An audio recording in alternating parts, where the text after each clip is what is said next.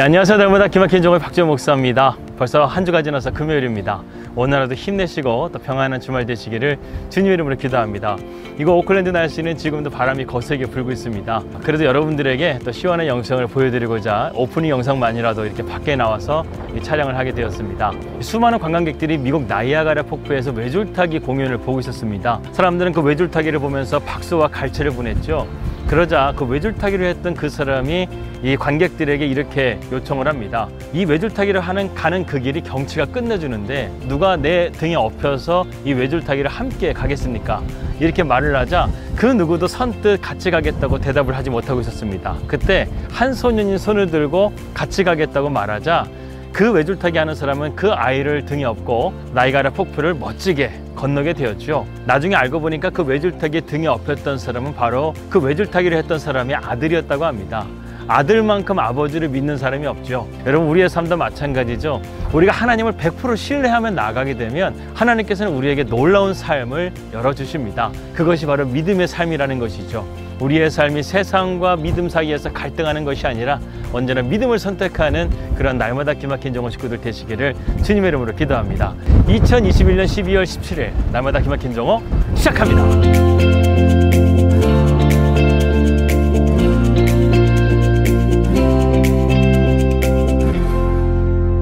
말씀 들어가도록 하겠습니다. 우리는 계속해서 엘리야의 말씀에 대해서 함께 살펴보고 있습니다. 엘리야는 분명한 지시를 받기 전까지 훈련의 장소인 그리시네가에서 움직이지 않고 머물러 있었습니다. 하나님의 말씀에 절대적인 순종, 이것이 바로 하나님의 사람의 자세인 거죠.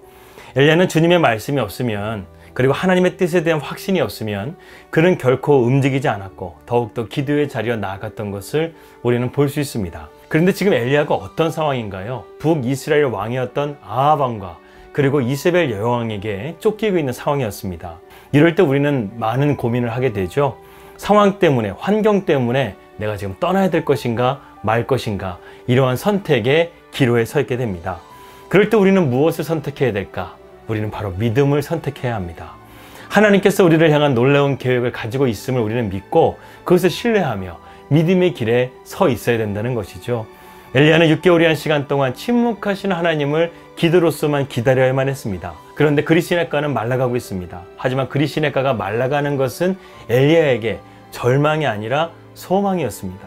왜냐하면 지금 그 모든 것이 하나님의 말씀대로 되어져 가고 있는 것이죠. 우리는 열왕기상 17장 1절에서 엘리야가 하나님의 말씀을 받고 처음 전한 메시지가 무엇인지 잘 알고 있습니다. 바로 내 기도가 없으면 하나님께서 이 이스라엘 땅 가운데 3년 6개월 동안 가물게 할 것이라는 거예요. 이렇게 말했는데도 불구하고 이 그리시네가가 마르지 않고 철철 흘렀다고 한다면 엘리야는 아마 절망했을 것입니다. 하지만 그리시네가가 말라갔기 때문에 엘리야는 하나님의 역사가 지금 이루어져 가고 있다는 사실을 알고 믿음으로 견딜 수 있었다는 것이죠. 그러면서 엘리야의 믿음은 더욱더 확고해졌을 것입니다. 그리고 그 다음 스텝에 대해서는 큰 기대와 소망을 가지고 있었다는 것이죠. 여기서 우리가 그리시네가를 정리해 본다고 한다면 하나님의 사람이 된다는 것은 하나님의 선하신 뜻대로 이루어져 간다는 믿음을 가지고 굳건하게 믿음의 자리를 지켜야 한다는 것입니다. 우리는 이처럼 엘리야를 통해서 일하시는 하나님을 배우고 있습니다. 이제 그리시네가에서 하나님은 어떻게 인도하시는지를 계속해서 우리가 살펴보겠습니다. 6개월이 지났습니다. 드디어 하나님의 말씀이 엘리야에게 임하셔서 엘리야에게 지금 지시를 하십니다. 8절과 9절입니다. 여호와의 말씀이 엘리야에게 임하여 이르시되 너는 일어나 시돈에 속한 사르밧으로 가서 거기 머물라. 내가 그곳 과부에게 명령하여 내게 음식을 주게 하였느니라. 저는 이 부분을 묵상할 때마다 한 가지 퀘스천이 생깁니다. 과연 하나님께서 말씀하신 것에 대해서 엘리야는 퀘스천 마크를 달지 않았을까? 자기가 생각하는 것과 맞지 않았을까? 하는 생각을 해보게 되는 것이죠. 엘리야는 그리시네가가 말라가고 있는 것을 보면서 하나님은 이제 이보다 더 큰 일을 자기에게 행하셔서 마치 모세처럼 이스라엘을 구원할 구원자로 자기를 사용할 것이라고 믿었는지도 모르겠습니다. 그러면서 이렇게 생각했던 것이죠. 아방아, 너가 이래도 회개하지 않아? 우상을 계속 섬길 거야? 그러면 애굽에서 내렸던 재앙보다 더 큰 재앙이 너에게 임할 거야. 이러한 하나님의 명령이 임할 것이라고 그는 생각했을지도 모릅니다. 그런데 하나님의 대답이 무엇입니까? 다시 숨으라는 거예요. 엘리야가 이 말을 들었을 때 얼마나 어안이 벙벙했을까요? 저라면 하나님께 이렇게 말했을지도 모릅니다. 하나님 저 6개월 동안 정말 최선을 다해서 참았잖아요. 불평도 안 했잖아요. 먹을 것도 그래요. 천사도 아니고 이스라엘 사람들이 부정적으로 여기는 까마귀가 갖다 주는 음식을 먹으면서도 저는 주님 앞에 불평하지 않았잖아요. 그런데 정말 하나님 이러실 겁니까? 이러실 거면 저를 왜 부르셨습니까? 만약에 저라면 이렇게 말했을 거예요. 그런데 엘리야는 그렇게 하지 않았습니다. 그는 즉각적인 순종으로 하나님의 뜻에 따라 시돈 땅 사르밧으로 향합니다. 여기서 엘리야의 위대한 영성을 우리는 보게 됩니다. 그는 하나님의 말씀에 절대적으로 순종하고 있는 것이죠. 그런데 이러한 모습이 우리에게는 자연스러워 보이지가 않는 것입니다. 왜냐하면 우리 안에 죄성 때문에 그래요. 우리 안에는 또 다른 법이 하나 있습니다. 그것이 바울이 말하는 것처럼 죄의 법이 우리 안에 있다는 거예요. 이 죄의 법은 언제나 성령의 법을 거스르고 또한 성령의 법은 언제나 죄의 법을 거스르게 되어져 있다고 바울은 말씀하고 있습니다. 하나님의 말씀에 불순종하고 원망하는 것이 바로 무엇 때문이라고요? 우리 안에 있는 옛 본성, 죄의 법이 우리를 그렇게 하고 있다는 것입니다. 이것을 다스리는 유일한 방법이 있습니다. 그것이 바로 무엇이냐면 기도라는 거예요.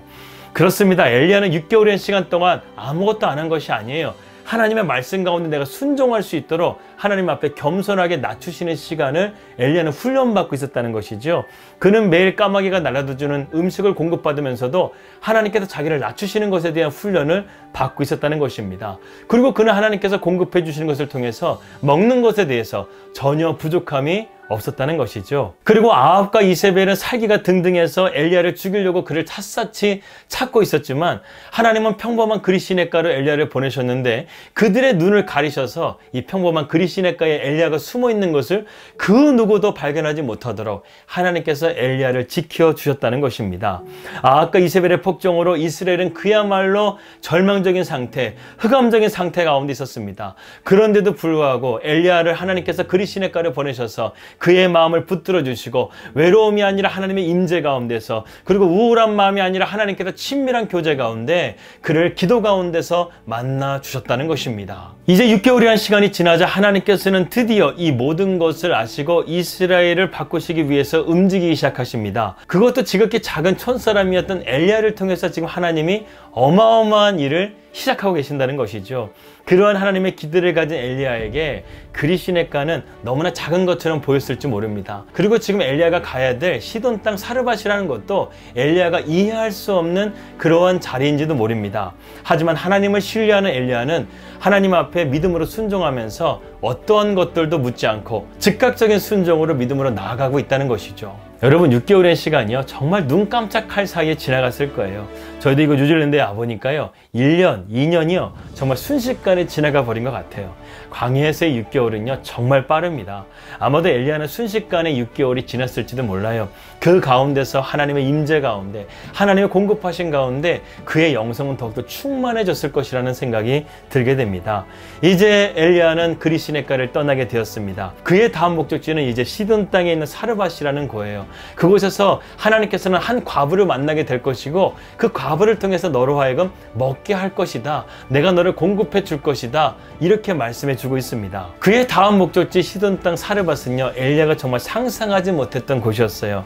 여러분 시돈이라는 나라는 바로 이세벨의 고향이기도 하고 바알 숭배의 본산지이기도 합니다. 이 허를 찔르는 하나님의 신의 한 수가 여러분 보이지 않습니까? 이것에 대한 내용은 제가 다음 주에 좀 더 자세하게 설명해 드리도록 하겠습니다. 저는 새 장막을 놓고 기도하면서요 이 엘리야의 기도를 가족들과 함께 매일 저녁에 헵시바 기도회를 통해서 함께 묵상하며 나누었습니다. 그런데 묵상하면서 제가 깨달은 것은요 그리시네가는 하나님의 은혜의 장소였고 하나님의 임재의 장소였고 나를 주님께 온전히 맡겨드릴 수 있는 깊은 영성의 자리였다는 사실을 새롭게 깨닫게 되었습니다. 엘리야는 이 믿음의 여정을 잘 통과했습니다. 이제 그 다음으로 하나님께서 그 다음 스텝을 인도하고 계십니다. 우리 날개정 식구들도 하나님의 이러한 선한 인도하심을 늘 신뢰하시면서 그것을 믿으심으로 우리가 믿음의 여정을 잘 통과해서 하나님께 영광 돌릴 수 있는 우리 날마다 기막힌 정오 식구들 되시기를 주님의 이름으로 기도합니다. 기도하겠습니다. 하나님 아버지 감사합니다. 엘리야가 그리시네가의 믿음의 여정을 믿음으로 잘 통과했던 것처럼 우리의 삶 가운데서도 믿음을 통하여 이러한 믿음의 시험들을 잘 통과해서 하나님의 놀라우신 계획하신 가운데 믿음으로 반응하며 나아갈 수 있는 우리 날마다 기막힌 정원 식구들 될 수 있도록 인도하여 주시옵소서. 이제 2021년도가 얼마 남지 않았습니다. 한 해를 마무리하는 이 시간들을 귀하게 여기게 하시고 우리가 다른 것들보다 하나님 앞에 기도의 자리로 나아가서 하나님 앞에 올 한 해를 감사하고 새해를 주님을 더욱더 붙들 수 있는 믿음을 달라고 기도하면서 나아갈 수 있는 우리 날마다 기막힌 정원 식구들 될 수 있도록 인도하여 주시옵소서. 감사드리며 예수님의 이름으로 기도하였습니다. 아멘. 예, 평안한 주말 되시고요. 저는 다음 주에 뵙도록 하겠습니다. 우리 믿음으로 승리합시다. 할렐루야.